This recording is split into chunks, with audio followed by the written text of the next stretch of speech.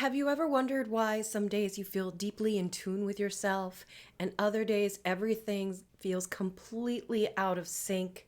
Well, that's the moon at work in your life. It goes through cycles, and so do you.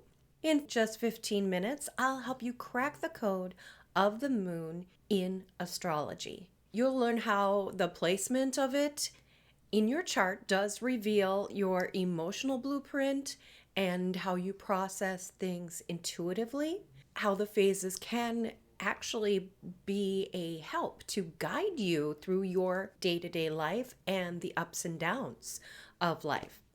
So the moon isn't just a glowing orb in the sky, it is goddess to many cultures going back generations. And each month, the moon cycles play a super powerful role in shaping your energy and your emotions. And your emotions are how you relate to others. It's all about love and loving yourself and the parts of you that you hold closest and you only share with those who are very dear to you. Hi, I'm Beth Hansen, and I help shiny people like you connect with the stars and the cosmos as they really are in the sky in their astrological and astronomical placements called true sidereal astrology. This is a little different than your standard Western astrology. So I do work with 13 signs, and there is a lot more to that. And there's a link below if you want to know your true sidereal placement for your moon. The moon is the closest of the astral bodies that we follow in astrology, and it is one of the fastest moving. It goes through all 13 signs throughout the month in 29 days. Also, it is just the right size to block out the sun when they are completely conjoined in an eclipse. That's a fun astronomical fact. Go ahead and click that like button down below. In astrology, in your natal charts, it represents your emotions, your intuition and how you process that, your subconscious mind, so your dream world. And so working with your sign and your lunar placement and where the moon is on any given day and what phase it's in. So let's take a quick look at the phases. The new moon, that's when we don't see anything in the sky. It's blacked out because the earth is blocking the sun. That represents the planting of the seed. Think of a seed put in the deep, dark earth. That is like a new moon. Waxing crescent. This is what's called the maiden moon. It is when we first start seeing the moon, and then the first quarter is where we are overcoming challenges and decision making. Anytime it's a quarter moon, it means it's square to the sun. And that is poking us to take action. The impetus is felt on an emotional level or an intuitive level. All right, let's move on to that waxing gibbous. That means it's nearing fullness, but it's not quite fully round. Waxing gibbous is about refining those plans as they go to fulfillment. And then the full moon. The full moon is when the blossoms start coming out, when the flower is blooming, the moon is full. The energies that you planted at that new moon have grown. Even if you didn't know or were aware that you were planting something, you can show up with the full moon and ask your intuition, what is coming to fullness for me right now? Because this is the time where we can fully reflect on and illuminate that which we want to create, and we can send it out into the world. This is the time of the month that witches gather together to we say raise that energy, but they're drawing down the moon, the goddess, into a high priestess when it comes to Wiccan practice and many pagan practices. But you have that within yourself. You are your own priest or priestess. You have that intuition. We all do. And know that that power, that energy that it's broadcasting, it's taking the stars behind it, it's putting it forth into the world. So, waning gibbous. This is after the full moon. We give thanks for the bounty we just received. We share our love with others. It's a time where we're disseminating some of the energies we received in a loving, caring, fulfilling way. Then there's the last quarter. Again, a quarter is a time for taking action. This is actually, we have to let go of what we were creating in order for it to become. And you're co-creating that. When you're actively working with the stars and the moon here on Earth, you're bringing those energies in and you're co-creating it for those around you. You're co-creating it within your body. You're co-creating it within your spirit. You're co-creating it within your past, present, and future, because time is not linear. So after the last quarter is the waning crescent. This is the crone moon. This is time for you to rest, reflect, meditate, integrate all the energies of the previous 3 weeks or so. So that's the lunar phases and their astrological meanings. And that's how everything works in the charts. And I do want to touch on each and every sign as quickly as I can. If you want something more in depth, go ahead and comment below saying, hey, I want to know all about my moon in, and just say what the sign is. That way I know what it is you are seeking to understand better. And I might have a take on it that connects with you. So we begin with Aries, which is cardinal fire, which is action oriented. This is a very driven moon. It likes to be a little bit more in the driver's seat and is also likely to initiate conversations, initiate providing care, and could be a very strong intuitive speaker and stand up and be a leader in that way in matters of intuition and spirituality, the inner life, well-being. Let's move on to Taurus. And Taurus is an earth sign, and it is a fixed earth sign. It likes to be safe and secure. They feel safe when they have their things, when they have their finances all in order.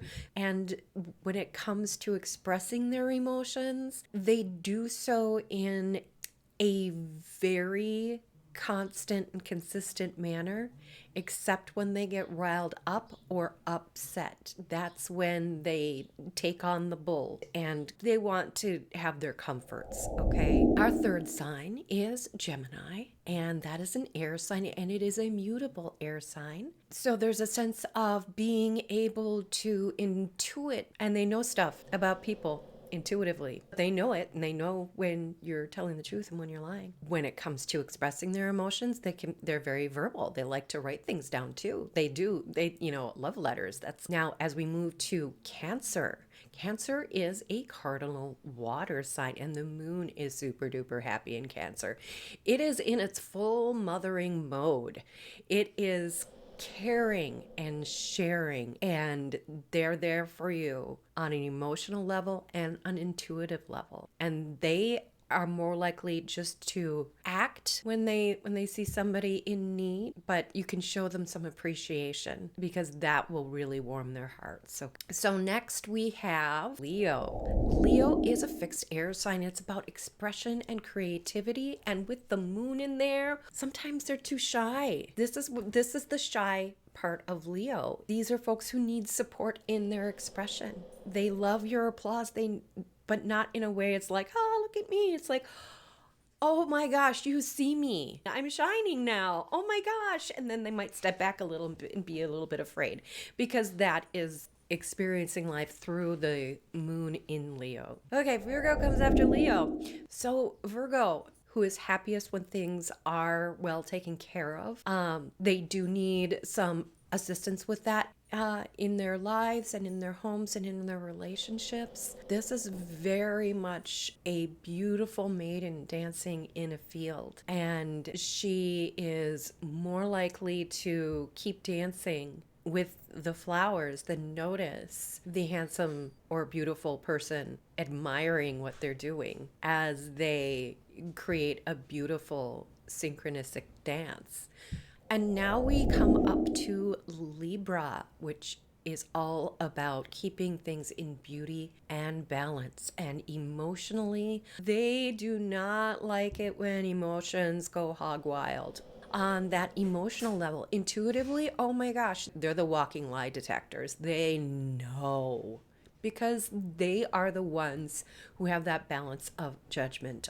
So then the next is Scorpio, which is a fixed water sign. Don't try to melt a Scorpio's heart. Let them be the cool, secretive, wonderful characters that they are. Allow them their intensity in emotion. You don't have a choice with Scorpios. Intuitive AF, scary, witchy intuition. They know how to weave the energies. And you have to be good with that if you're going to be in a relationship with a Scorpio moon. All right, so now we move on to Ophiuchus. Ophiuchus is so giving and so kind because they've been through a lot in their lives. You see their heart in their eyes when they look at you. And it is powerful, and it is beautiful, and it is kind. And if you ask them, they will share the secrets that they've learned, but know that they're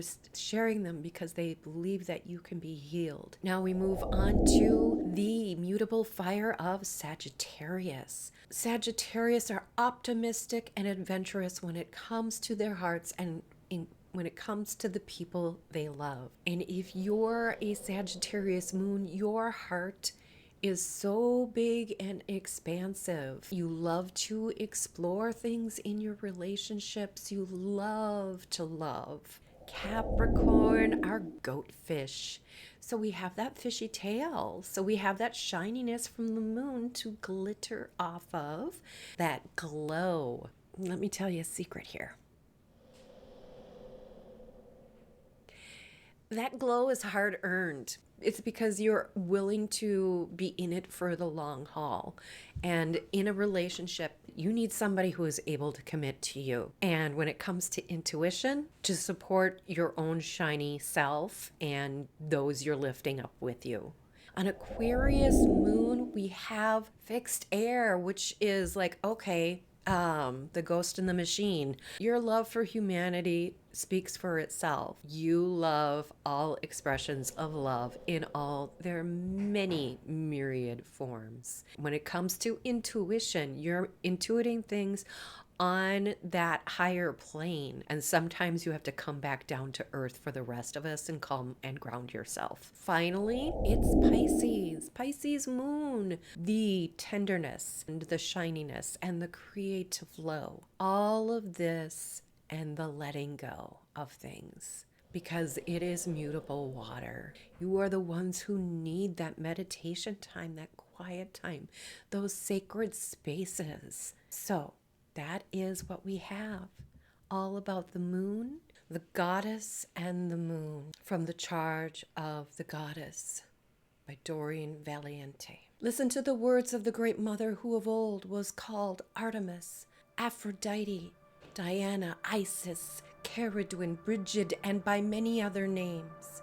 Hear the words of the star goddess, the dust of whose feet are the hosts of heaven, and whose body encircles the universe. Whenever you have need of anything once in a moon, and better it be when the moon is full, you shall assemble in some secret place and adore my spirit, for I am queen of all the wise. I who am the beauty of the green earth and the white moon among the stars and the mysteries of the waters, call upon your soul to arise and come unto me. This is the power of the moon in all of us. So go forth, join your energy with the moon, and the moon will not betray you. The moon is not a prison. Its cycles are not a prison.